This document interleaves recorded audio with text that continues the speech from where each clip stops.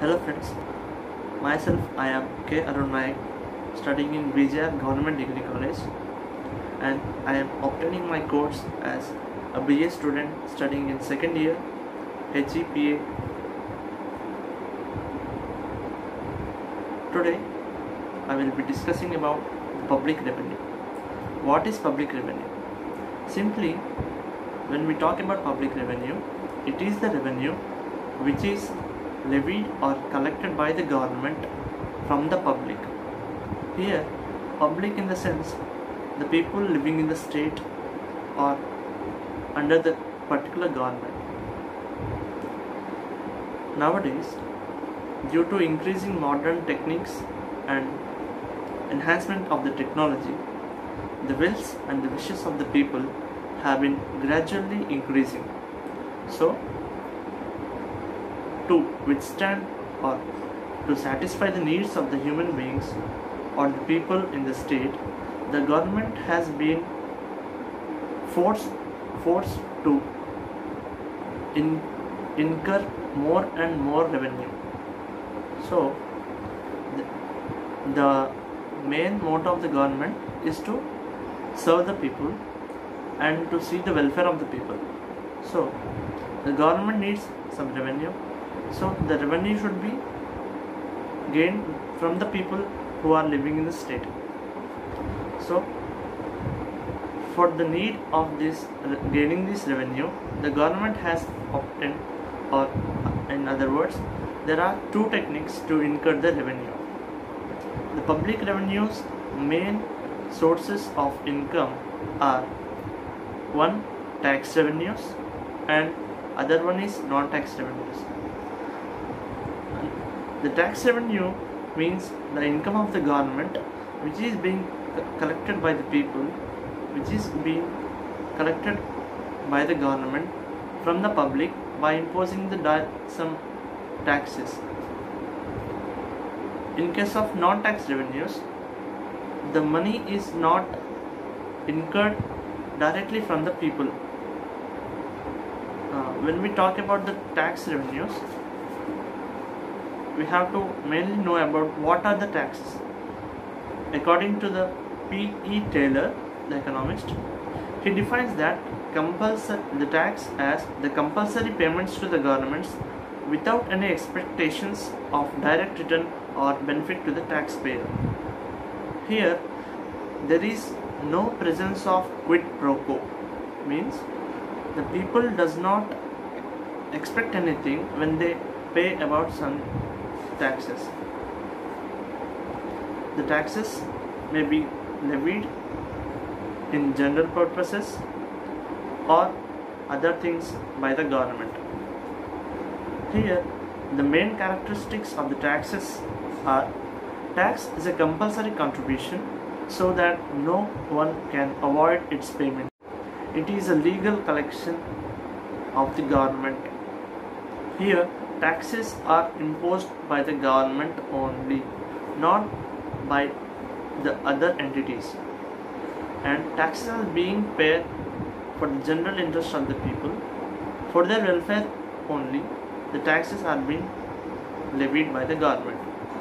The taxes can be imposed on income, wealth, property, and the types of services the people are gaining from.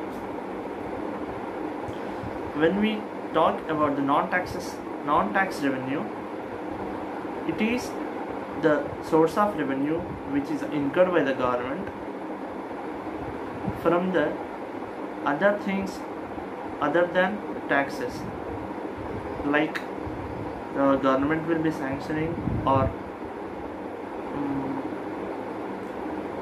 spending the capital on the services and goods, like suppose public transports.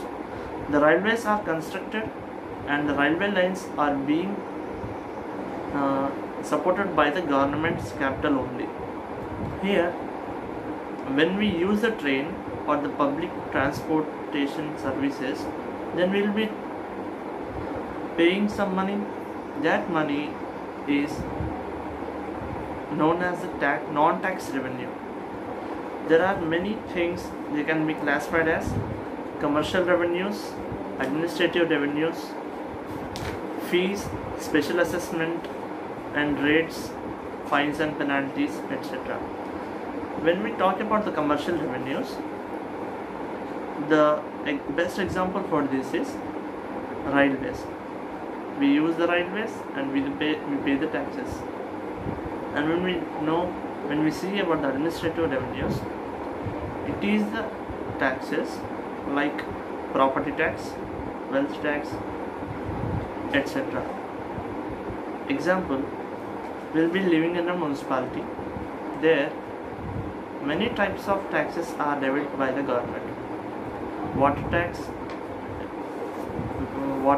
or property tax, etc. comes under this administrative revenue.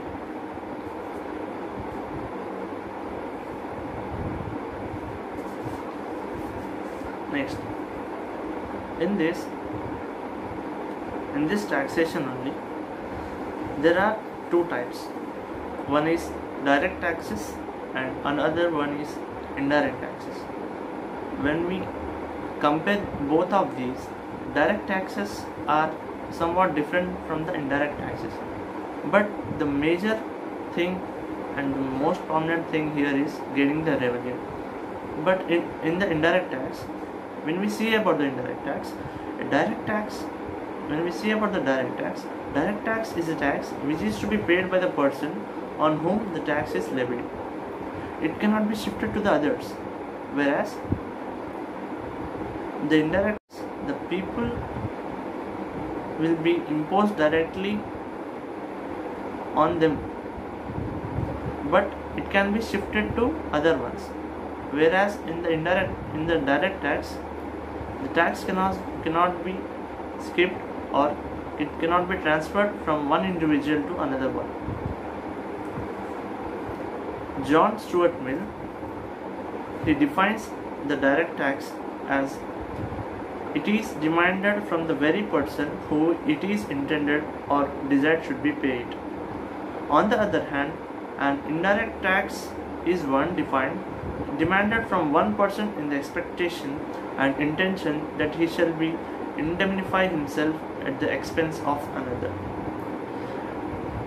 Direct taxes, you can be like excise duties, import and export duties, entertainment taxes, sales tax and many other. These all come under the direct taxes. Direct taxes are somewhat better because it too has merits and demerits, but when we are talking about the merits in the direct taxes, those are equitable.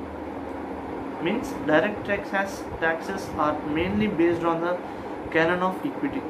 Their burden is equitably distributed as they are progressive in the nature.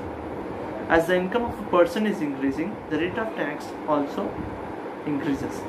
So the direct taxes fall heavily on the people whose income and the wealth are more. The poor are not affected in this case. They are also certain, they are also economical, they are also elastic.